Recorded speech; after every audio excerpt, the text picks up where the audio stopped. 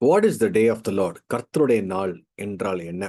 வேதத்துல நீங்க பழைய ஏற்பாட்டிலும் சரி, திருக்குதர்சன புஸ்தகத்திலும் சரி, புதிய ஏற்பாட்டு இயேசுவுடைய திருக்கு தரிசனமான வார்த்தையிலும் சரி, அப்போஸ்தலர்களுடைய நிருபத்திலும் சரி, அ ஒவ்வொரு இடத்திலும் கர்த்தருடைய நாள், கர்த்தருடைய நாள் போட்டிருக்கும். த டே ஆஃப் த லார்ட் அல்லது தேவனுடைய நாள், அ அந்த நாள் அப்படி எல்லாமே போட்டிருக்கும்.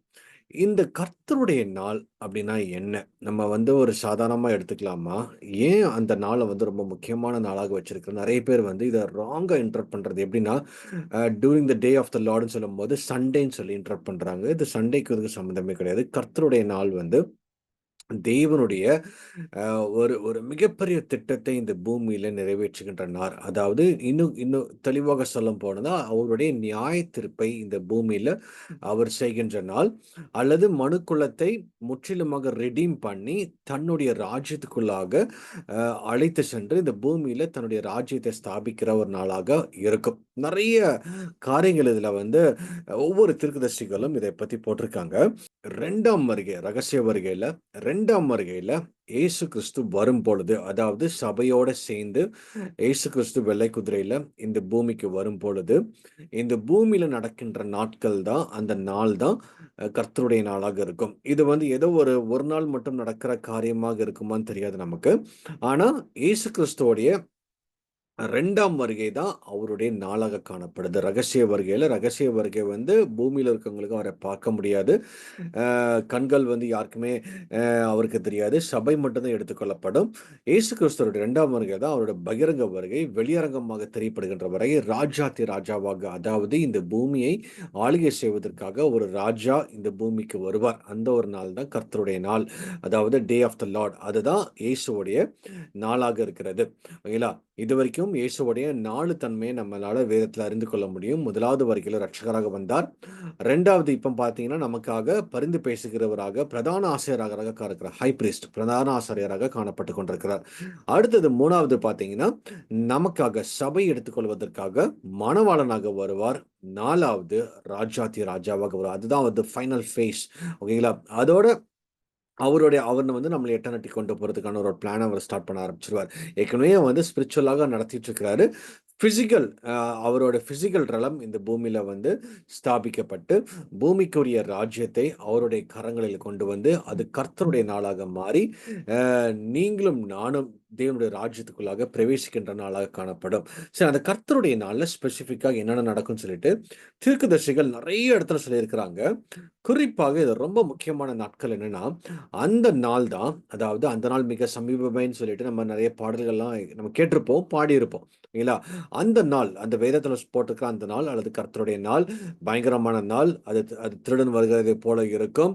அது இதுவரைக்கும் உலகம் பார்க்காத அளவுக்கு, உலகம் யோசிக்காத அளவுக்கு அந்த நாள் படும் மோசமாக இருக்கும். நியாயத்தீர்ப்பின் நாளாக இருக்கும். தேவனுடைய கோபாக்கினி வெளிப்படுகின்ற நாளாக இருக்கும்.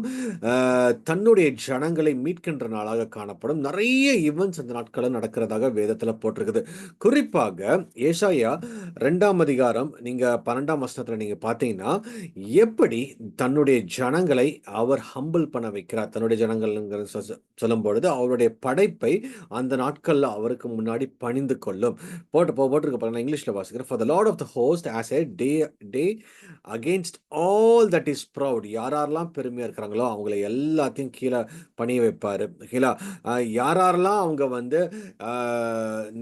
நான் பாருங்களேன், என்கிட்ட இவ்வளோ மேட்டிமை இருக்கு, என்கிட்ட பணம் இருக்கு, நான் என்ன வேணா செஞ்சிடலாம் அப்படின்னு சொல்ற உலகத்தின் ராஜாக்களாக இருக்கலாம், உலகத்தில் நம்பர் ஒன் பணக்காரனாக இருக்கலாம், உலகத்தில் அவன் பெருமையா வாழ்ந்திருக்கலாம்.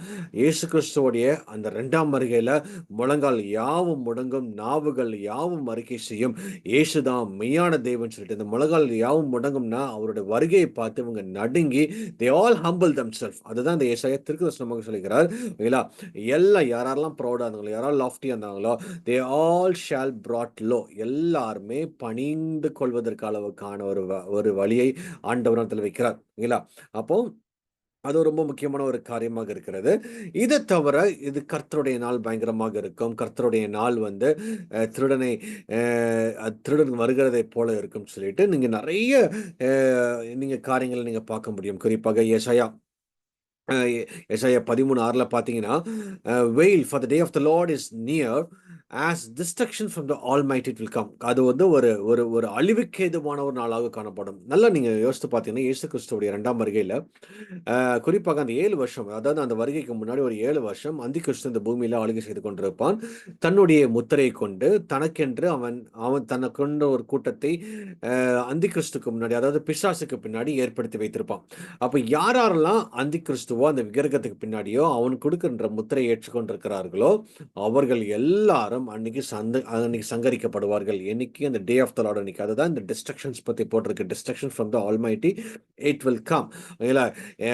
அதாவது பரத்திலிருந்து ஒரு மிகப்பெரிய அழிவு இயேசு கிறிஸ்து வரும் பொழுதே அவருடைய அவருடைய அவருடைய சுவாசம், அவருடைய அவருடைய நாசியின் சுவாசத்தின் மூலமாக இங்க நாசம் பண்ணி போடுவாருன்னு சொல்லி இப்போ வேதத்துல போட்டிருக்குது.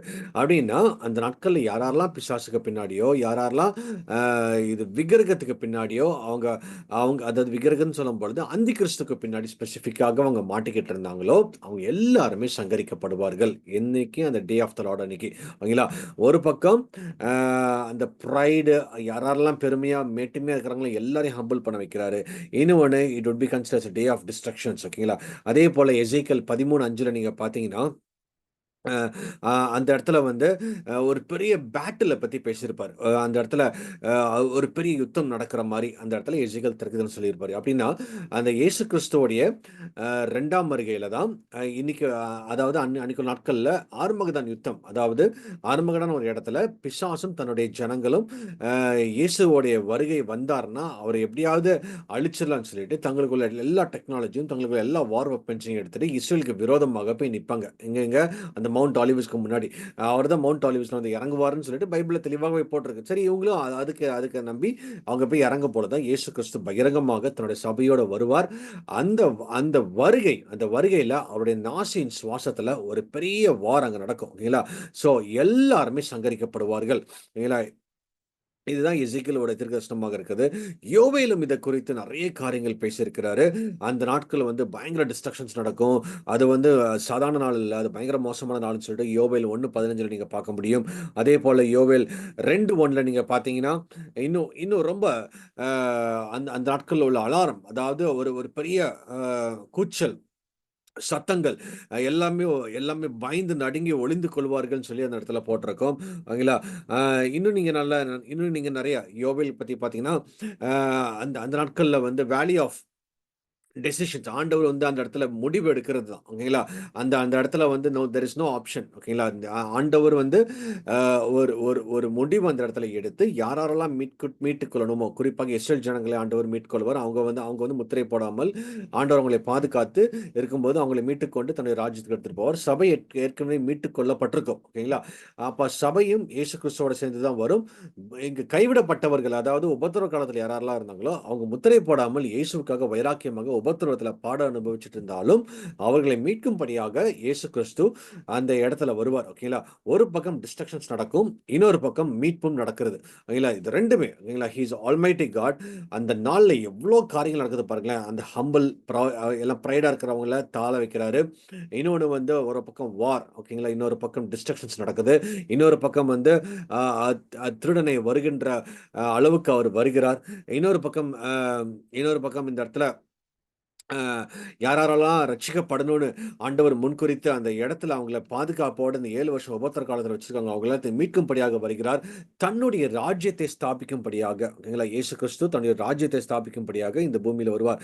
இன்னொரு ஜக்கரியா 14:1 பார்த்தீங்கன்னா, அந்த இடத்துல வந்து அ அ அ அந்த இடத்துல கர்த்தருடைய நாள் வந்து ஒரு ஒரு பெரிய ஸ்பிளிட். ஓகேங்களா? "Behold a day is coming for the Lord when the spoil taken from you will be divided into your midst." ஓகேங்களா? நீங்க என்னென்னலாம் எடுத்துட்டு போறீங்களோ எல்லாத்தையும் உங்களை விட்டு ஓட வைக்க வேண்டிய ஒரு நாளாக மாறிரும். ஓகேங்களா? அவ்வளோ ஒரு பயங்கர மோசமான நாளாக இருக்கும். இன்னொன்னு இன்னொன்னு உபதேயில நீங்க பார்க்கும்போது உபதேயம் 1:15 யாரெல்லாம் அந்த அந்த அதாவது எல்லாருமே அந்த இடத்துல வந்து கூடி வந்து நின்னாலும், இயேசு கிறிஸ்துவோடைய வருகைக்கு முன்னாடி அவங்களால நிக்க முடியாது. அப்ப நெறைய நிறைய தீர்க்கதரிசனங்கள் பழைய ஏற்பாட்டிலையும் எழுதியிருக்குது.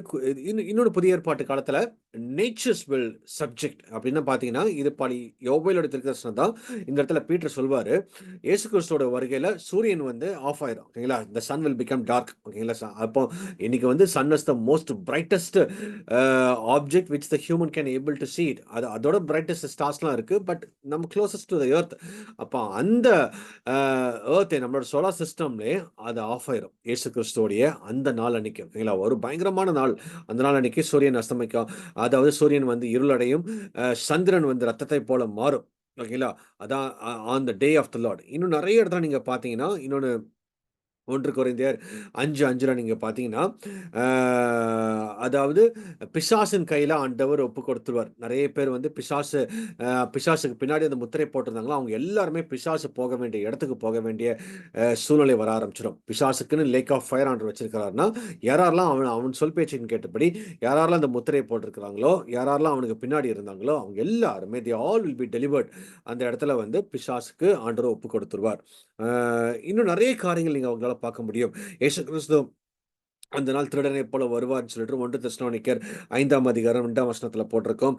அதேபோல 2 தெசலோனிக்கர் 2ஆம் அதிகாரம் 2ஆம் வசனத்துல அந்த அந்த அந்த நாள் பார்த்தீங்கன்னா, ஆ ஒரு ஒரு ஒரு ஒரு பயங்கரமான ஒரு ஷேக்கிங், ஒரு பயங்கரமான அலார்மிங் டேஸ். அதான் அந்த அந்த அந்த நாள் போல இதுவரைக்கும் பூமியில இருந்ததே இல்ல. அந்த நாள் போல இந்த பூமியில எந்த ஒரு காரியமும் பார்த்ததில்லைன்னு சொல்லிட்டு, ஒரு பயங்கரமான ஒரு அலார்மிங் டேஸாக இருக்கும். அதேபோல 2 பேதுரு 3:10 நீங்க பார்க்கும்பொழுது, அந்த நாள் அந்த அந்த நாள் திருடனைப் போல வரும். ஹெவன்லி பாடிஸ் எல்லாமே வெந்து போகும். அதாவது என்னென்னலாம் அ அ அ அதாவது அவருக்கு அவருக்கு அகெயின்ஸ்ட்டா என்னென்னலாம் காரியங்கள் நடக்குதோ, இயற்கையை பாருங்களேன் அந்த நாட்கள்ல அது சப்ஜெக்ட் டு ஹிம். அவருக்கு முன்னாடி அது பணிந்து போகுது. இயற்கை நான் ஒண்ணுமே இல்லன்னு சொல்லிட்டு, இட் ஹாஸ் ஹம்பிள்டு தெம்செல்ஃப். அந்த அளவுக்கு கர்த்தருடைய நாள் இருக்கும். அப்போ கர்த்தருடைய நாள் வந்து ஏதோ வந்து நம்ம நினைக்கிற மாரி ஒரு சண்டே கிடையாது. அல்லது எல்லாத ஒரு ஒரு ஒரு ஈஸி டே கிடையாது. நமக்கு வந்து சபைக்கு வந்து the very best and blessed day is the rapture. சபை எடுத்துக்கொள்ளப்படுறது. அதாவது இயேசு கிறிஸ்துவோட ரகசிய வருகை தான். ஆனா வேதத்துல போட்டிருக்கிற அந்த நாள் அல்லது கர்த்தருடைய நாள், அது டே ஆஃப் த லார்ட்.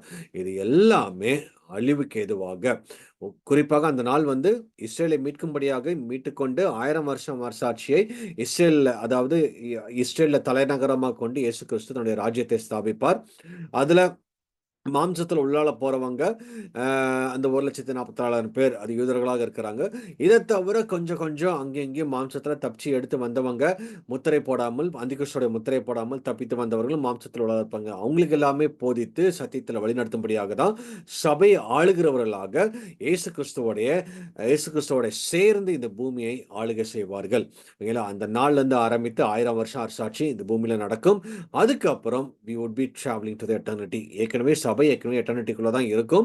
ஆனா அந்த நாட்கள்ல மாம்சத்துல இருந்தவங்களுக்கு திருப்பி ஒரு ஃபைனலா ஒரு டெஸ்ட் நடக்கும். பிசாசு 1000 வருஷ சாட்சி முடிக்கும்போது பிசாசு உள்ளால ஆண்டவர் அவிழ்த்து விட்டு அவங்களையும் டெஸ்ட் பண்ண பார்ப்பார். அதுல யாரெல்லாம் விழுந்து போறாங்களோ அவங்க எல்லாமே பிசாசின் பாதாளத்துக்கு தள்ளப்பட்டுருவாங்க. they will go directly to the white throne judgment. அந்த இடத்துல ஜட்ஜ்மெண்ட் அவங்களுக்கு முடியும். and the rest all the other people who are rescued or redeemed or restored, அவங்க எல்லாருமே தேவனுடைய அந்த எட்டர்னல் லைஃப்குள்ளாக இயேசுக்குள்ளாக வாழ ஆரம்பிச்சிருவாங்க. ஓகேங்களா? இந்த டே ஆஃப் த லார்ட் வந்து நம்ம நினைக்கிற மாதிரி ஒரு ஆர்டினரி டே கிடையாது. அதுதான் த மோஸ்ட் வைட்டிங். அதாவது பழைய ஏற்பாடு தீர்க்கதரிசிகளும் சரி, இயேசு கிறிஸ்துவும் இதை பத்தி சொல்லியிருக்கிறாங்க. சரிங்களா? அதே போல அப்போஸ்தலர்கள் அவங்க எழுதின நிருபங்கள்ல இதை பத்தி ரொம்ப சாலிடா ரெக்கார்ட் பண்ணியிருக்கிறாங்க. அந்த நாள் மிக சமீபமாக இருக்க போகிறது. நீங்களும் நானும் ஆயத்தத்தோடு இருந்து ரகசிய வருகையில் எடுத்துக்கொள்ளப்படணும். அந்த நாளை நம்ம மேகத்தின் மத்தியில இயேசுவோட வரும்போது அந்த நாளை நம்ம இந்த பூமியில பார்க்கணும். இயேசு கிறிஸ்துவோடைய ராஜ்யம் இந்த பூமியில ஸ்தாபிக்கப்படும். கர்த்தர் தாமே உங்களை ஆசீர்வதிப்பாராக. God bless you.